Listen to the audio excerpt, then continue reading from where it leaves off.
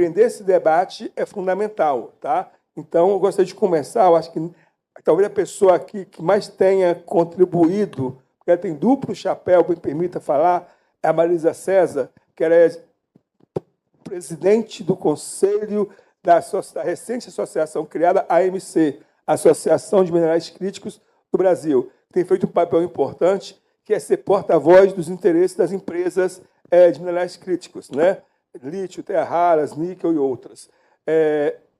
Agradecer a Maria de Lourdes do IBRAM, que está aqui conosco, tá? E a Lígia Pinto, vice-presidente da Sigma. Então, a gente consegue fazer um painel aqui, pelo menos para a população compreender, vai ficar gravado no YouTube, de que esse debate não pode ser feito sem que, pelo menos, a sociedade tenha a oportunidade de escutar. Se não pode participar, pelo menos tem o direito de ouvir e saber o que está sendo debatido. Tá? Então, Marisa, se pudesse dar uma... Por favor. Bom, boa tarde, pessoal. Novamente aqui. Agora, como o Rossandro falou, eu sento nessa cadeira com duplo chapéu. E o painel que ele se refere ao CNN Talks, eu tive a oportunidade de participar.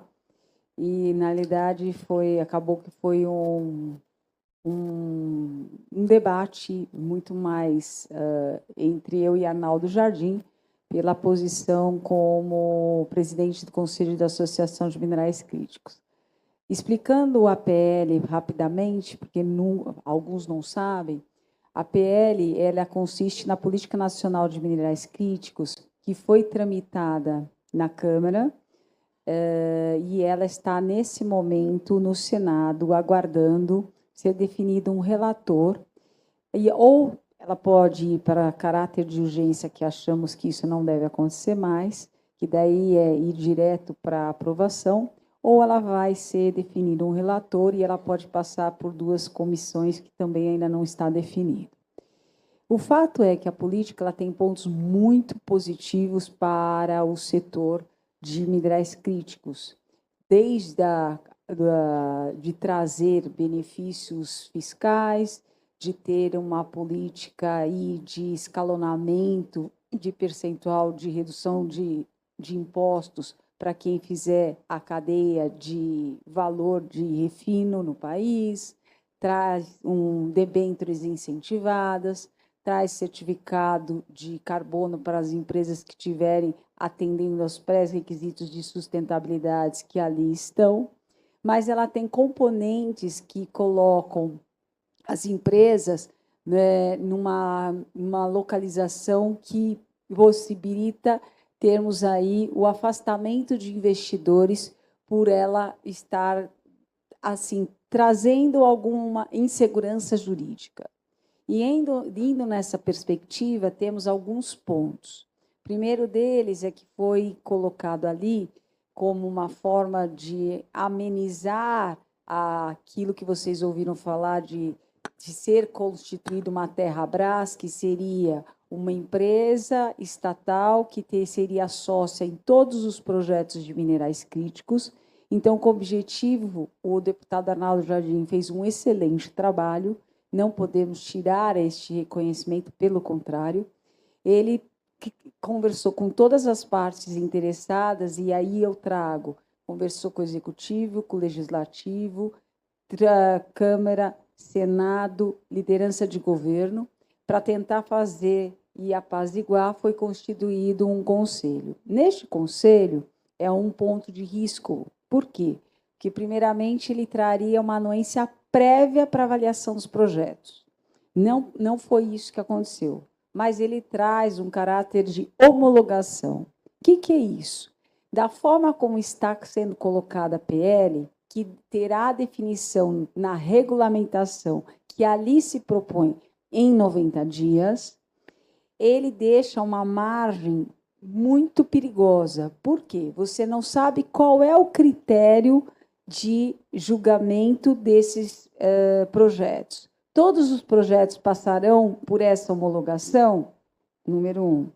Todos os minerais serão considerados, uma vez que a lista de minerais críticos e estratégicos não estará dentro da PL, estará na regulamentação e ela terá reavaliação em cada 4 anos.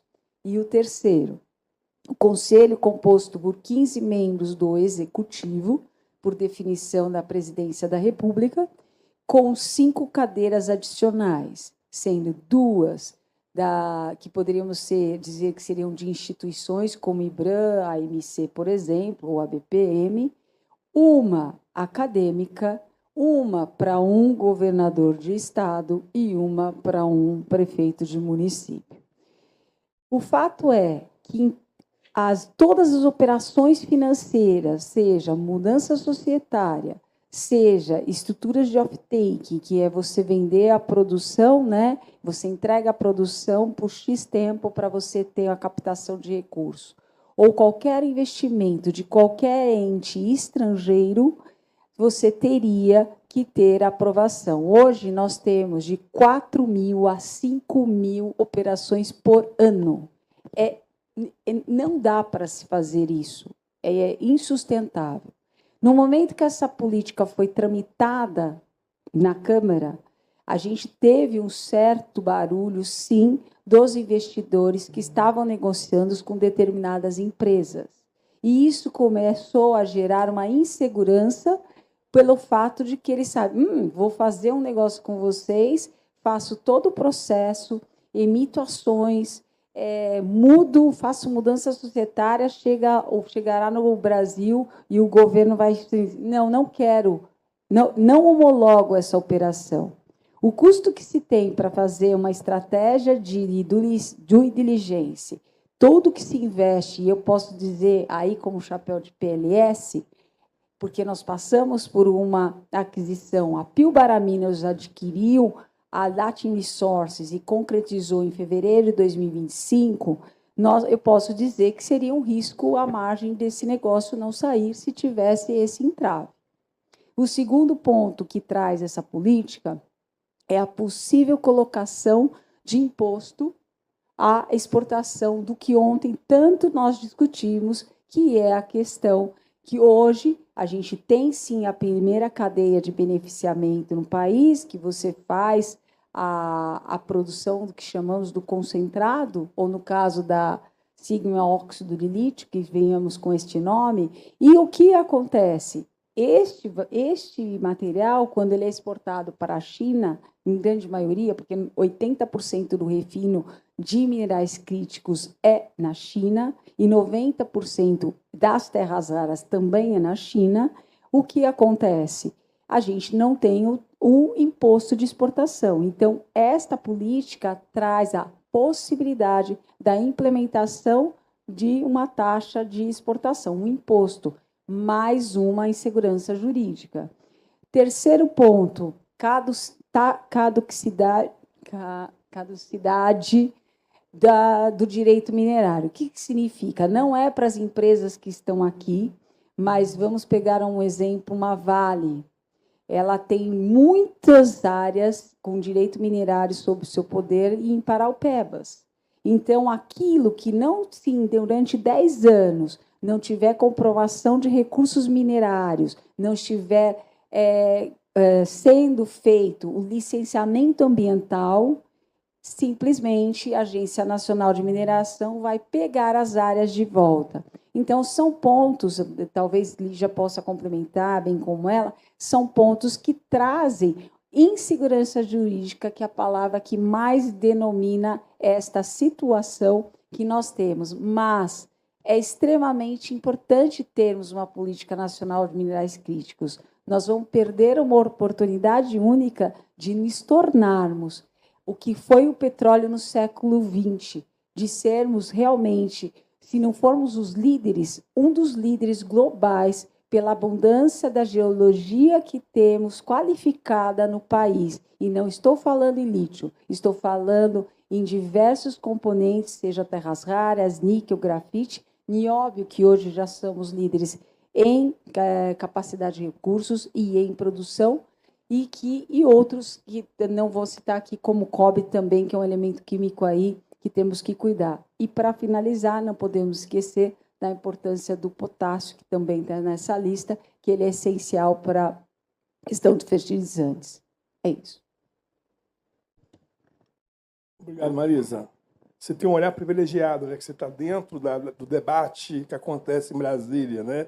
Então, você tem um olhar privilegiado, você traz o olhar corporativo, onde tem o interesse na elaboração do PL 2780, mas também o olhar da associação, que às vezes tem que ter uma visão macro do processo e não um olhar somente corporativo. Então, é um desafio estar ali em Brasília, naquela condição que você ocupa, né? E parabenizar você mais uma vez qual seria o termo aqui, a finese, a capacidade que você teve na semana passada lá no evento em São Paulo, não é isso? Foi em São Paulo, da CNN, que você saiu com muita maestria daquela situação ali, que algumas vozes que foram ditas naquela semana produziu aquele ruído ali. Parabéns pela sua capacidade de comunicação, foi fantástica, tá? Maria de Lourdes, obrigado pela sua participação. Eu acho que o IBRAM, a gente gostaria de saber qual seria, né, o posicionamento do IBRAM em relação à PNMC, que é a Política Nacional de Minerais Críticos, 2780. Tá? Eu acho que, no que se refere ao lítio, eu concordo com o Fabiano Costa ontem, ele falou que nós temos uma condição de competitividade privilegiada, não tenho dúvida que nós estamos no primeiro quartil da curva de custos, tá? Nós temos a condição de... Aquela imagem que passou aqui, que me deixou um pouco angustiado, foi na apresentação da Anne Barbosa, ela mostrou o mapa do Brasil do lítio em 2026, 2025, o lítio saiu do mapa no Brasil em 2025, né? E depois eu vi isso com a Lígia. Mas fato é que o Brasil tem condição de ocupar uma posição privilegiada nesse mapa global do lítio. Primeira questão de competitividade. Nós temos custos fantásticos no primeiro quartil. O Vinícius Alvarenga, que esteve aqui ontem, tornou a comentar isso, falou isso em Las Vegas semana passada, eu estava lá. Então, Maria de Lourdes, qual o posicionamento do IBRAM em relação à PNMC 2780 e como o Brasil pode, na visão do IBRAM, qual a lição que deve ser feita para voltarmos ao mapa do lítio global nos próximos anos, se puder falar. Obrigado. Boa tarde. Eu vou pedir licença para quebrar o rito aqui um pouquinho. Eu vi o pessoal de comunidade Curralinho aqui. Eu vou fazer um comentário, a Marisa já sabe. Em 1987, eu comecei a trabalhar no projeto das barragens aqui no norte de Minas e me transferiram para Salinas, morei aqui em 88, 89, 90, para fazer as barragens Bananal, Salinas, Samambaia, Calhauzinho e Machado Mineiro. Aí estou voltando aqui 20 e poucos anos depois, assim, eu frequentava o Chuá, né? Então, quando eu olhei aqui, eu falei, gente, quanta coisa, quanta história. Então, muito bom voltar para Salinas. Deixei muitos amigos aqui, queridos do meu coração. Bom, falar só do IBRAM rapidamente. O IBRAM, o Instituto Brasileiro de Mineração, a gente congrega cerca de 300, um pouco mais de 300 grandes mineradoras, grandes e médias, e fornecedores, e empresas, e escritórios de advocacia. E isso aí dá mais ou menos um total de 85% do potencial da mineração no Brasil. A gente trabalha para fomentar essa discussão em torno da mineração do Brasil, para apoiar e para dar visibilidade a esse potencial que o Brasil tem, né, de desenvolvimento socioeconômico. Na questão do PL 2780, eu até perguntei para a nossa relações governamentais lá no IBRAM, ela me disse que o PT entrou com um pedido de urgência, mas parece que não foi aceito. Então, o que o IBRAM espera é que até o final do ano esse PL seja aprovado, mas nós sabemos todos que o período eleitoral ele não permite tanto andamento das coisas, né, no Congresso. Nós entendemos que o PL é um grande avanço, mas, a exemplo do que disse a Marisa, não concordamos com tudo que está lá. E é necessário um ajuste. Eu vou citar pelo menos dois. Tá? A questão do controle excessivo, do poder excessivo, o risco de um controle excessivo consolidado se torna lei, e ainda de não haver uma regulamentação com relação a esse conselho que a Marisa citou, Conselho Nacional de Industrialização dos Minerais Críticos Estratégicos, que esse conselho não seja fruto ou não seja regulamentado posteriormente. A gente está com um certo receio de que tudo venha dentro desse PL e que se perca aí essa possibilidade, porque o risco é a gente perder a atratividade, né, de investimento. E o que a gente mais quer numa regulamentação, dentre outras coisas, é que a gente não perca a atratividade de investimento.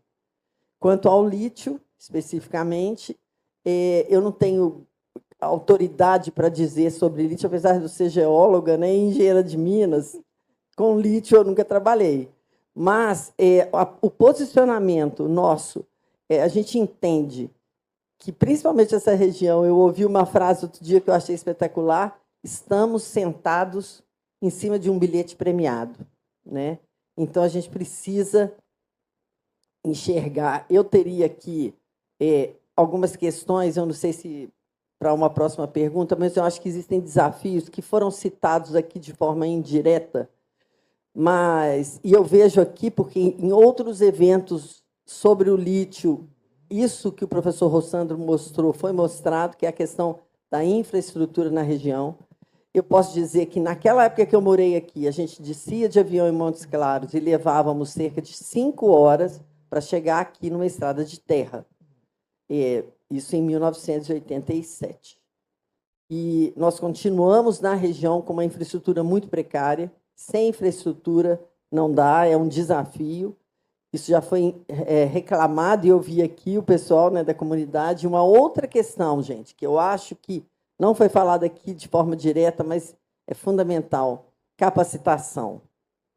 Eu estava olhando no site do MEC, até para falar aqui para vocês. Na China, a cada 3 alunos, estudantes que se formam na graduação lá de qualquer curso, 1 é engenheiro. Em Israel, em cada 6, 1 é engenheiro. No Brasil, em cada 20, 1 é engenheiro. Eu faço parte da diretoria da Sociedade Mineira de Engenharia, nós estamos preocupadíssimos, ninguém quer fazer engenharia. Então, se a gente não tiver capacitação, força de trabalho, isso aí é um desafio para o lítio e para a mineração. Para o lítio, então, porque é uma novidade, é uma oportunidade histórica, estratégica para a região. Muito bacana ver que a comunidade enxerga isso. E uma questão, dentre tantas que a gente tem relacionadas a governo, eu diria, nós temos 27% do mapeamento geológico no Brasil em escala 1 para 100 mil. É uma escala básica. Sem mapeamento geológico também não dá para caminhar. Então, eu acho que são alguns desafios que eu pontuei. Existem vários, eu tenho aqui minha colinha, um monte de coisa. Mas só para dizer para vocês que essa questão é importantíssima. O IBRAM trabalha para discutir, debater esses itens que eu falei com vocês, e eu não vejo outra solução para um desenvolvimento da região e do Brasil nessa corrida por descarbonização sem um investimento em todos os sentidos aqui na questão dos minerais críticos. Obrigado, Maria de Lourdes. Muito boa a sua participação nessa primeira rodada. Agora, ontem surgiu aqui uns dados. O Quebec falou um pouco disso, o João Collet falou ontem, o percentual de engenheiros na província de Quebec. Uma coisa assim assustadora, não me recordo o número aqui, mas uma coisa expressiva que ele falou ontem. O percentual de engenheiros nas universidades de Quebec, que são universidades de excelência, Montreal, por exemplo, que o Canadá forma, né? Então, assim, isso é uma dificuldade enorme, tá? Universidades hoje têm mais vaga do que candidatos. A famosa relação CV, candidato-vaga hoje, é menor do que 1, em muitas universidades. Inclusive, se eu não me engano, a própria Universidade Federal de Jequitinhonha e Mucuri, essa relação está para menor que 1. Tá? E eu vi ontem um dado aqui que me chamou a atenção, a gente sempre colocou que os 2 países de destaques eram Austrália e Chile. E vimos ontem que o Chile perdeu essa condição, né, sendo ultrapassado pela Argentina. Boa parte do que a Argentina consegue foi em função da RIGI, RIGI, uma política do governo atual que ela está, que é o regime de incentivo a grandes inversões, né? Inversões são investimentos. E a Argentina hoje está numa condição de 16%, como foi o dado ontem, que eu não me lembro alguma, e quero comentar aqui, aquele painel que passou aqui ontem, que nesse palco aqui, a gente não encontra em nenhum lugar do mundo. Por aqui passou 5 agências de inteligência de mercado. Tá? Passou aqui a Arcus Media, passou aqui a Cru, de Londres, passou aqui a Fast Markets, passou aqui a Benchmark, passou aqui a SP e passou aqui a Shanghai Metal Market. 6 passaram aqui. Em nenhum lugar do mundo você encontra aquilo ali. Tá? O professor Alexandre Lima, ele sabe disso, tem uma visão de mundo sobre mineração singular. Obrigado, professor, por mais uma vez estar conosco em Salinas. Tá? O Brasil bom na fita, né? É isso. Não, exatamente. Não, aquele painel é algo interessante. Tá? Ele tem uma simbologia muito interessante. Tá? Construir aquele painel aqui ontem. E aí, Lígia, o Brasil sumiu do mapa em relação ao lítio. Como que a Política Nacional de Minerais Críticos, que está no Senado, poderia contribuir para que nós possamos acelerar o protagonismo do Brasil, tá, na condição de um player? Nós temos uma geologia que Deus foi muito, né, solícito conosco. Fomos privilegiados com a geologia. Né? O nosso Red Rock difere muito da rochadura da Austrália. Lá se faz explotação, lá se faz uso de químicos. Nós aqui é separação meio denso, o que faz um custo muito mais competitivo, perdendo talvez somente para a Greenbush, que é uma mina da Albemarle, por questões de escala. Né? Ali naquela curva de custos, de 0 até 1 milhão em toneladas, quem está ali é a mina de Greenbush, que pertence ao Albemarle. Fora disso, o Brasil tem uma condição privilegiada, mas sumimos do mapa. Né? E ao sumirmos do mapa tem diversas implicações no território, inclusive, que vivemos. Como que essa PNMC, Lígia, pode contribuir para voltarmos a ter o protagonismo de forma mais séria nesse processo, nessa corrida, que é uma corrida de 100 metros e não uma maratona de 42 quilômetros, como estamos alguns imaginando?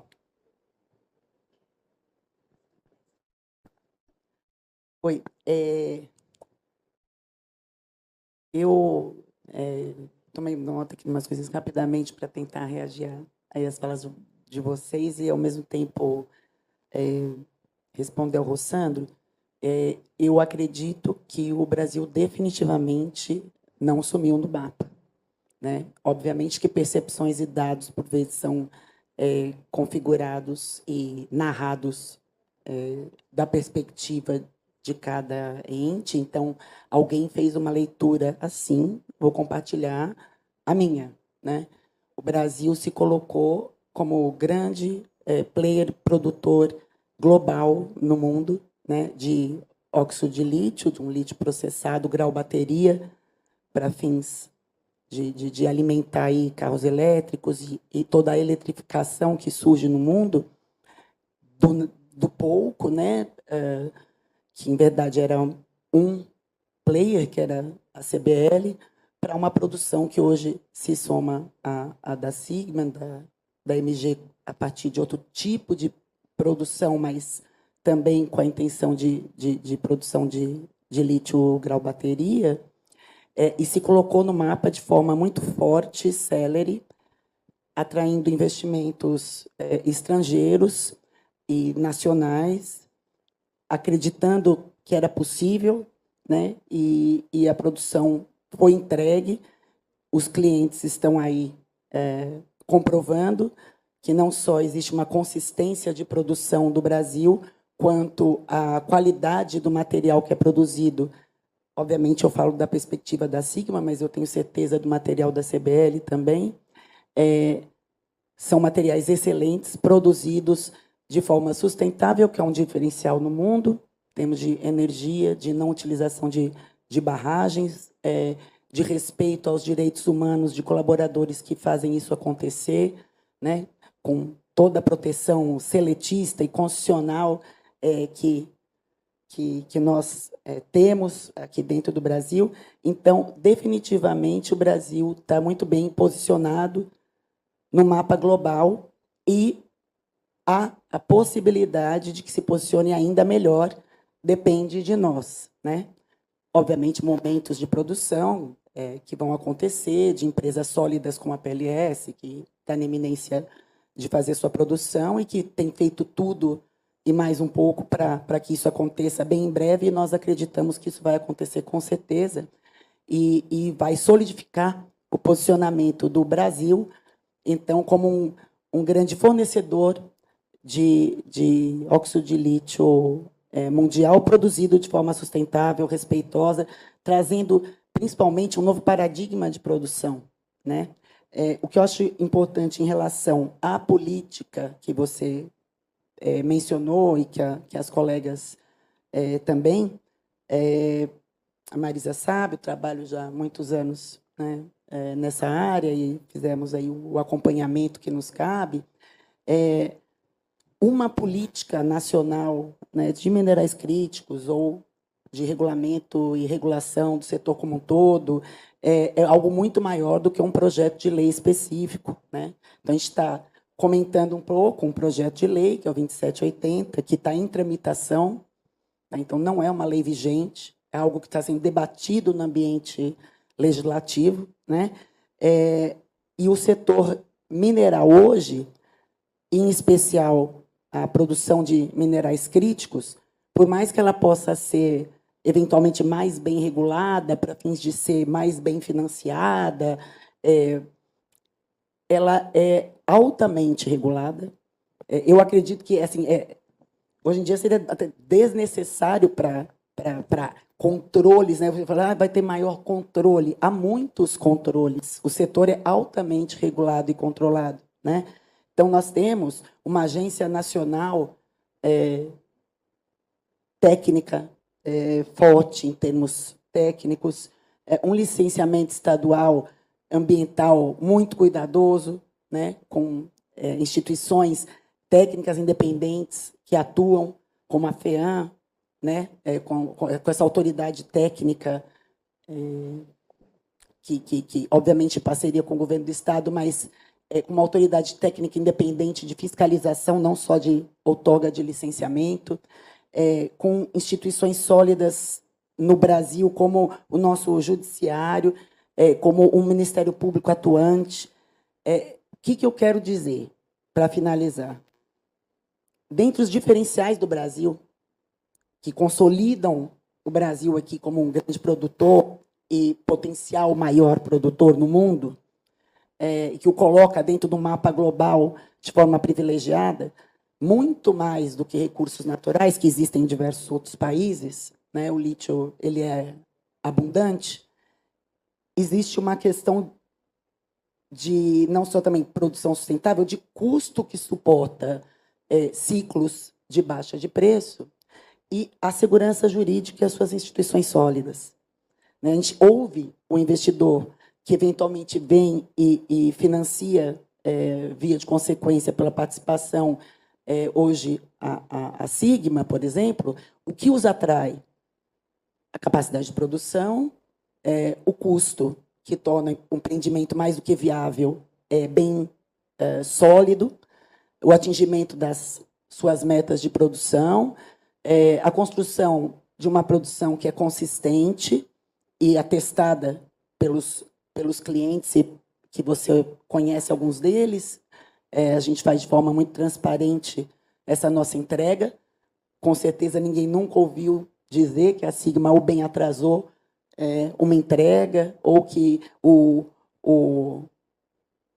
material não estava adequado. Certamente que tem tanto concorrente, eventualmente, no mundo, tentando dizer que você faz algo errado. Se nós tivéssemos feito algum tipo de falha, cometido algum tipo de falha nesse sentido, eles teriam falado bastante alarmado, mas, principalmente, o investidor acredita que o Brasil é confiável e as suas instituições são sólidas, a sua legislação é adequada, a Agência Nacional é técnica, a propriedade dos direitos minerários é regulada e cuidada, e isso é algo que nós temos a oferecer e que eu creio que nós precisamos proteger. Então, obviamente, entrar em algumas especificidades dos minerais críticos, de eventuais adequações, de melhorias legislativas, é sempre bom. Se haver um conselho, se o conselho é bom ou não, tem a ver com, eventualmente, qual vai ser a sua competência, se é deliberativa, ou se a sua tomada de decisões vai tolher, de alguma forma, uma agência nacional técnica, ou vai tolher, de alguma forma, o que hoje a nossa legislação testada, com jurisprudência, hoje já traz segurança. Então, acho que esse é o cuidado, que a legislação nova, eventualmente, quando aprovada, que venha para ser construtiva e não para destruir algo que a gente tem tão sólido, testado, não só em termos legislativos, como em termos judiciais, né? O que vai para os tribunais, a nossa jurisprudência, que nos torna confiáveis perante o mundo. Obrigado, Lígia. Se toca num aspecto que eu acho muito importante, que é a questão da segurança ou insegurança jurídica, que passa por instituições. Só vou aqui contextualizar o que são instituições. Douglas North, que é um economista Nobel de Economia, define instituições como regras do jogo. E ele diferencia instituições de organizações. Então, trazendo isso para o campo da mineração, instituições são a regra do jogo. E para jogar um jogo, eu preciso de duas coisas. Qualquer jogo são duas coisas: regras e jogadores. O jogo mais simples não se faz jogo se não tiver regras, se não tiver jogadores. E quem são os jogadores? São as organizações, no nosso caso, as mineradoras. Por isso, o papel importante que a MC exerce dentro do debate que se trava hoje na PNMC. Portanto, por instituições, né, no conceito de Douglas North, regras do jogo. A PNMC pode alterar as instituições, pode alterar ou não as regras do jogo. Quais são os desafios, Maria de Lourdes, né, dentro da PNMC, que deve buscar ser superado para que a insegurança jurídica, certo, possa ser mitigada?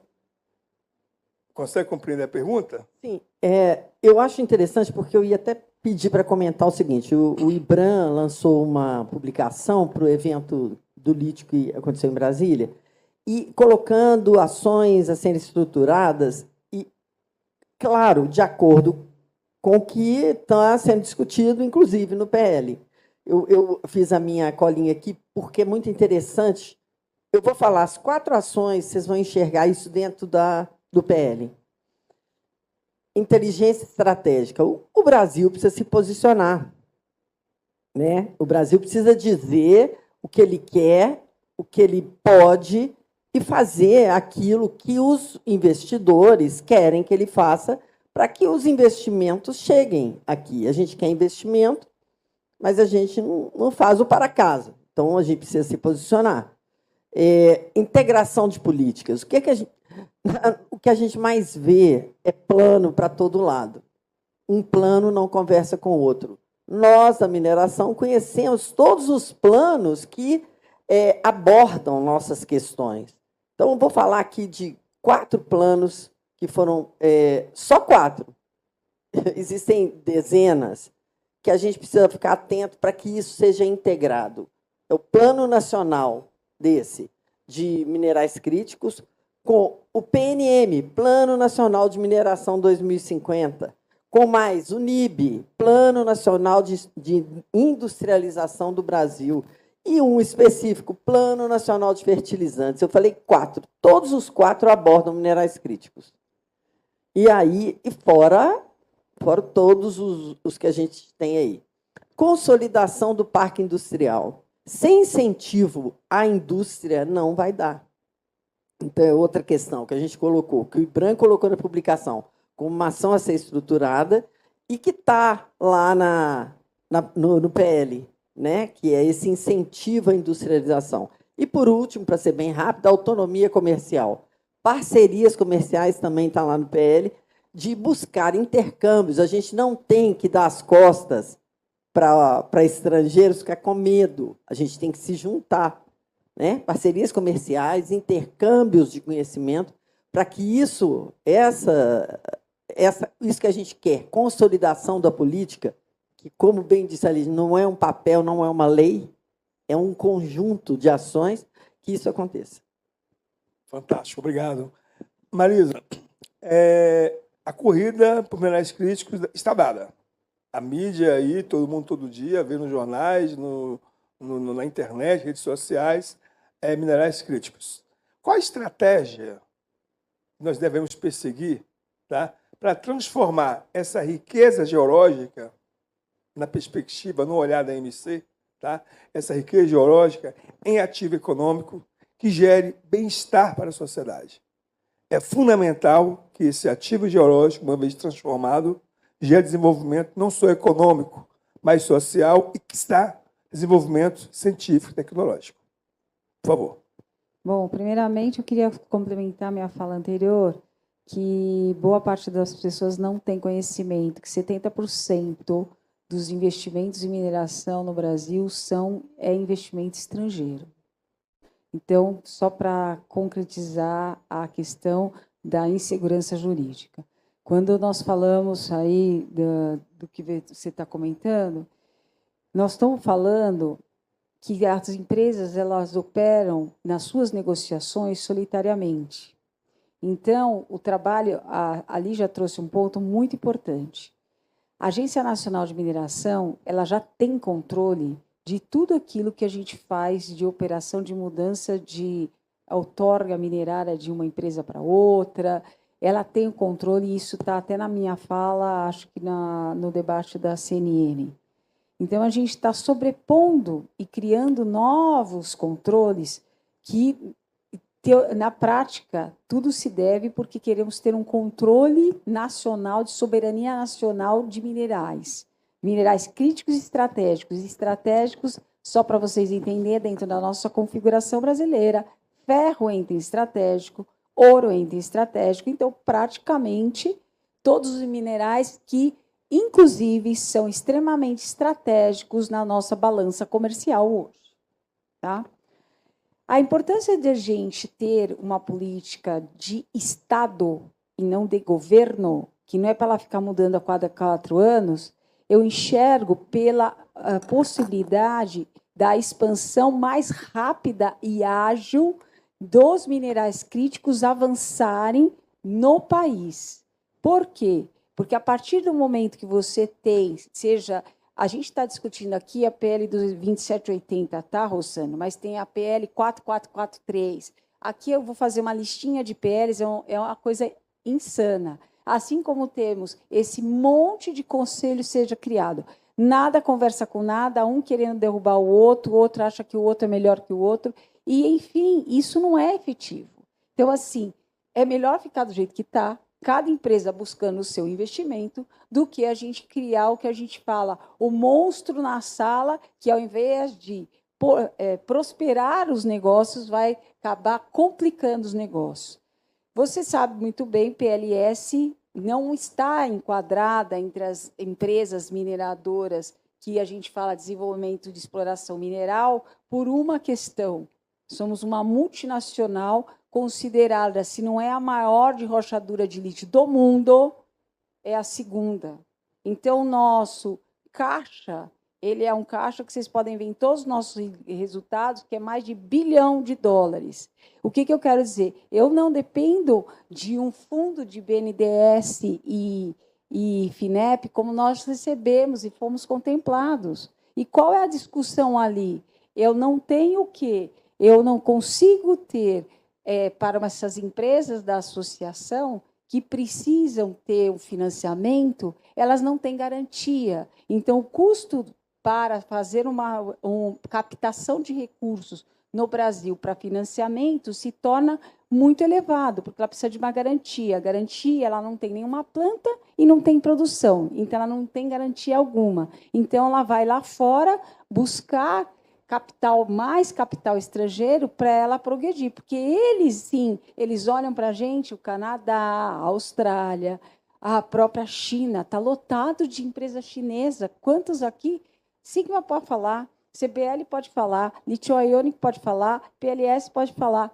Quantos de nós não recebemos telefonemas de chineses querendo ver os nossos projetos? E a gente fala, não, porque não é o caso. Mas poderia ser. O que eu quero dizer? A gente tem um olhar externo muito mais promissor do que o nosso próprio Brasil, quando pensamos nessa clareza de como prosperar mais rápido. E o fato de quererem colocar travas ou controles adicionais e não levar em consideração a Agência Nacional de Mineração, Serviço Geológico Brasileiro, que faz um excelente trabalho, e outros agentes, como a Lígia falou, nós temos uma FEAM em todos os lugares, as SEMADs fazem o papel de licenciamento ambiental, se não for o mais rigoroso do mundo, o nosso, e a gente cai numa janela de talvez perder a oportunidade por conta da nossa discussão geopolítica interna, vamos trazer, que eu não, né, só vou terminar a minha fala com isso,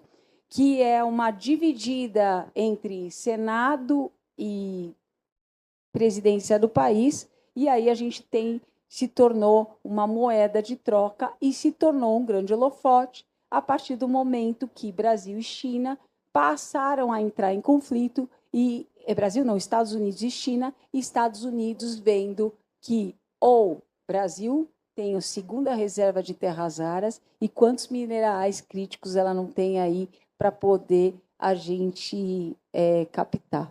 Então, eu me estendi um pouco, mas eu quis fazer uma narrativa complementar de um todo para entender que é bem complexo, mas, de certa forma, é melhor manter como está, ou então se fazer uma devida estrutura, mas que seja uma política de Estado.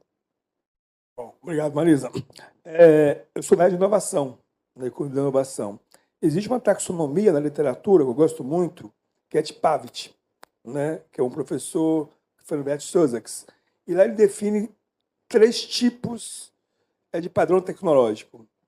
Aquelas que são intensivos em fornecedores, mineração tem um pouco disso. A linha amarela da mineração é totalmente dependente de matrizes estrangeiras, com pouca exceção. A segunda característica é intensiva em produção, que pode ser em escala, e a mineração tem um potencial para isso, se incorporar conhecimento. E o terceiro tipo a gente chama de science-based, baseado em ciências, que é difícil para a mineração. Por mais que fale, é difícil, não é uma área que você vai ter uma complexidade econômica, intensidade tecnológica, a nível de uma indústria de fármaco, por exemplo. Isso faz uma reflexão importante quando você vê o potencial tecnológico associado ao novo ciclo de lítio. Nós estamos vendo um ciclo de lítio acontecendo agora. Um ano atrás, o spodumênio estava $590 a tonelada, o carbonato lítio, grau bateria, $8.000. Um ano depois, hoje, deve estar $2.400 o spodumênio e o carbonato $20.000 a tonelada. Ou seja, há uma oportunidade aí.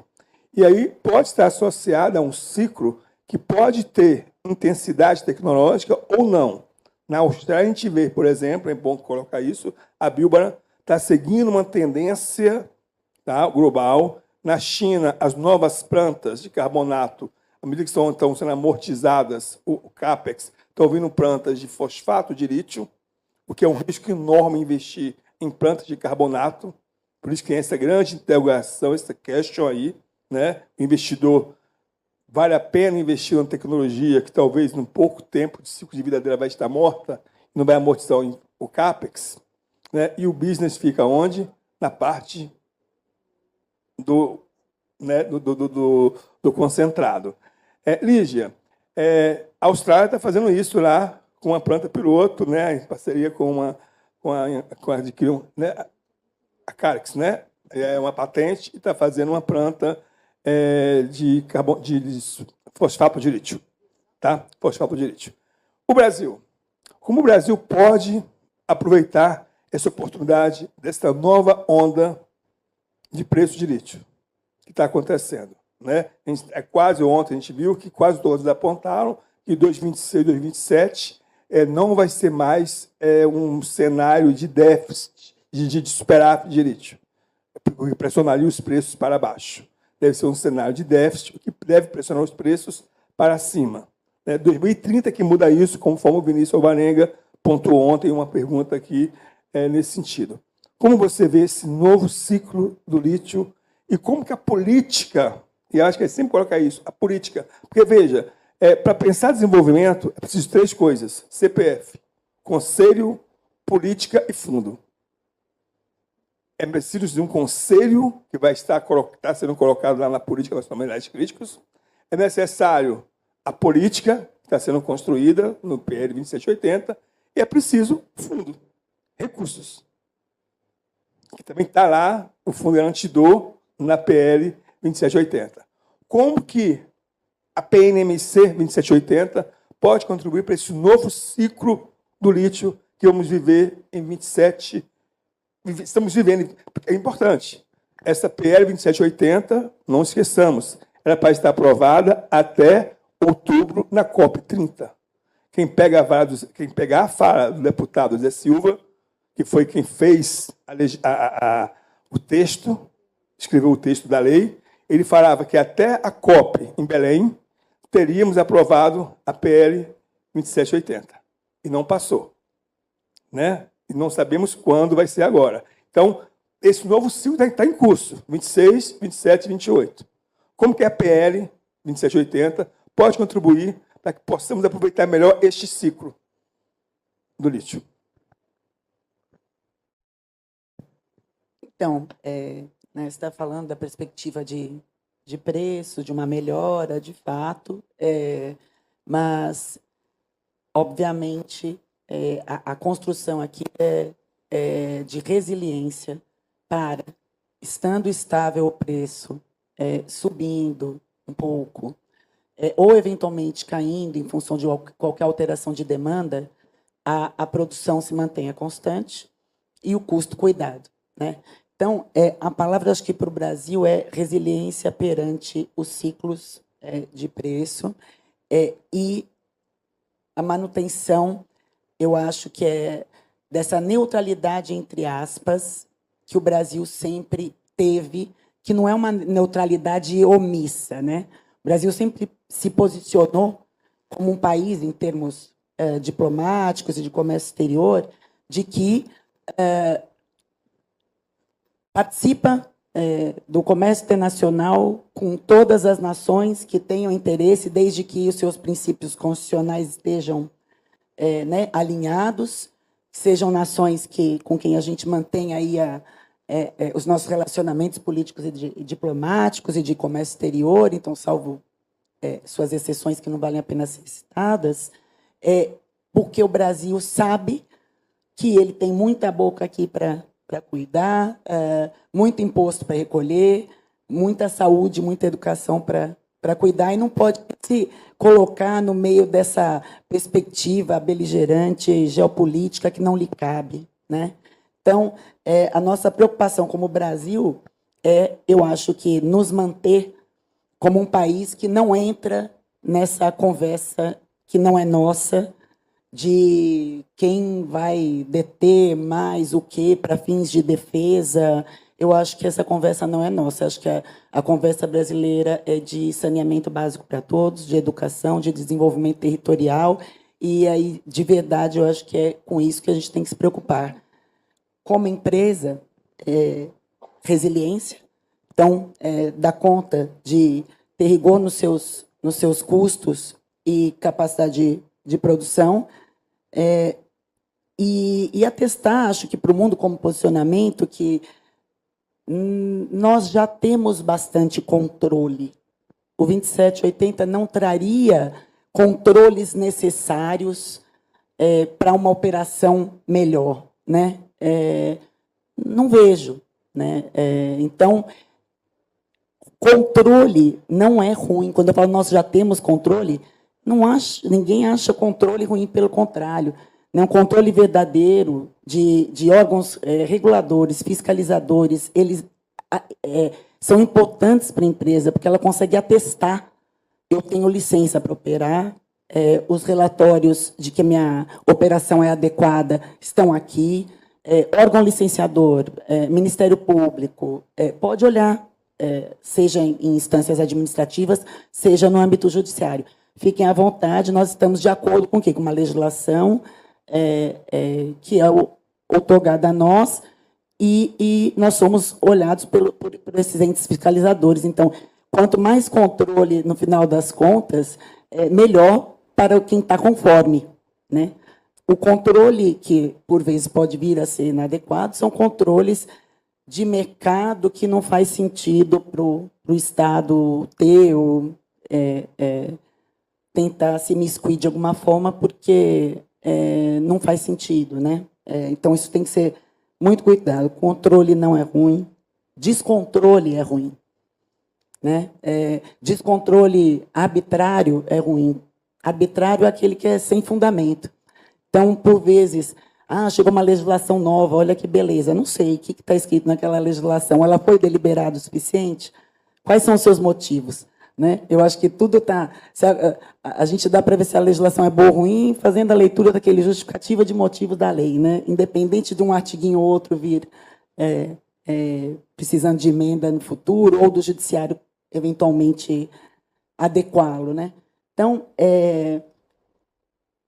eu acho que a conversa de preço, de resiliência, de posicionamento de Brasil, posicionamento neutro de Brasil no comércio internacional, não tem, e a resiliência para produzir de forma boa, não tem a ver muito com o que está sendo debatido no ambiente do 2780. Eu acho que ali tem uma questão de atração de investimentos específica, fundos, controle sobre os investimentos que virão.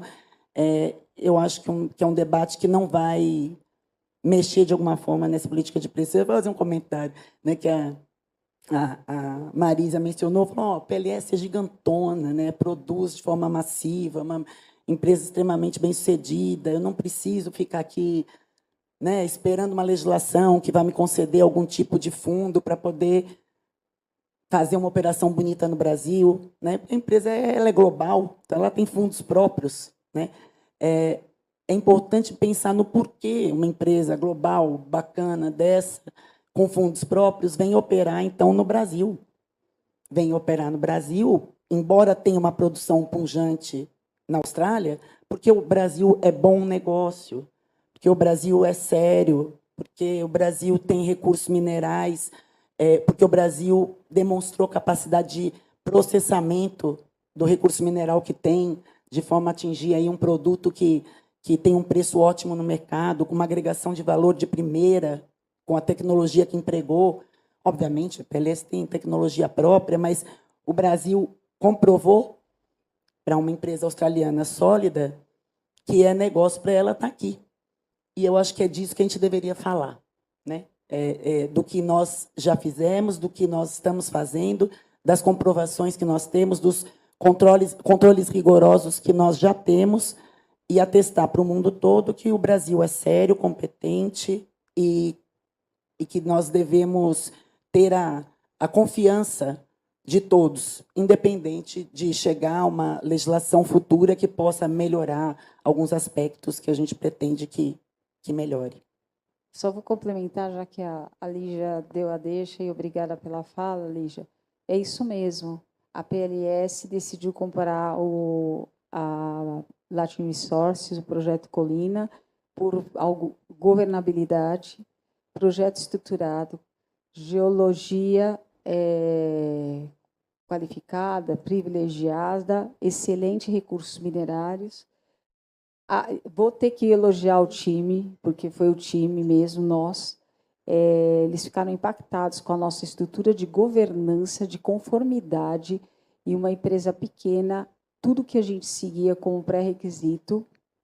E nós fizemos questão, porque eu é que levei, junto com o Leandro Gobo, nós levamos no Estado, nós levamos no Ministério e colocamos eles para conversarem com o governo, para eles verem quem era o governo brasileiro, e na Agência Nacional de Mineração. Então, assim, todos demonstraram para segurança na parte do que a gente fala da legislação e de uma qualificada governança país. Então, assim, o que a gente já tem hoje é mais do que suficiente, na minha perspectiva, pensando que eles analisaram cerca de 100 projetos pelo mundo durante 3 anos. Então, acho que o Brasil não deve ser ruim da forma como ele opera hoje. E outra questão que eles olharam, que para eles era essencial, era a questão ambiental, sustentabilidade. Se os nossos pré-requisitos de licenciamento ambiental no Brasil, eles realmente eram tipo number one. E é óbvio que nosso recurso mineral é considerado tier one também. Obrigada. Obrigado, Marisa. Caminhando para o fim, vou lembrar aqui uma imagem que nos entristece muito. Foi o do último domingo, né, na hora do pênalti. O Vini pegou a bola, achávamos que ele fosse bater o pênalti, entregou para o companheiro dele, né? Eu acho que ali faltou a responsabilidade. Hoje o Elite Business passou por um momento deste. Eu peço desculpa, eu tive que pegar a bola e bater o pênalti e quebrar o protocolo do cerimonialista, tá? Agora eu volto a ele, porque a gente tinha que resolver questão de tempo aí. Obrigado a todos. Eu espero... Professor, só uma coisa que a gente não falou aqui, eu acho muito importante pontuar. Pois não, desculpa. Fortalecimento da ANM. A gente não citou que é um desafio para essa política. Sem uma agência forte, a gente não pode... A Lígia tocou, mas é importante. Eu acho que no momento de uma ANM que está sobre, né, forte... sem recurso, vamos dizer. Sem recurso, né? Está fragilizada, né? Todos aqui dependem de uma agência tecnicamente competente, muito bem avaliada, mas a gente sabe que a empresa depende da Agência Nacional de Mineração e ela não está fragilizada nesse momento, né? Isso é importante, né? Então, agradeço. Sem recurso, é fragilizado, porque se não tem recurso, fica fragilizada, né? Isso aí Espero. Tá? Não, aporta recurso. Se isso for fácil, vai ser fácil. Tá? Então, agradeço a todos. Tá? Eu tive que quebrar o protocolo. Agora eu passo de volta ao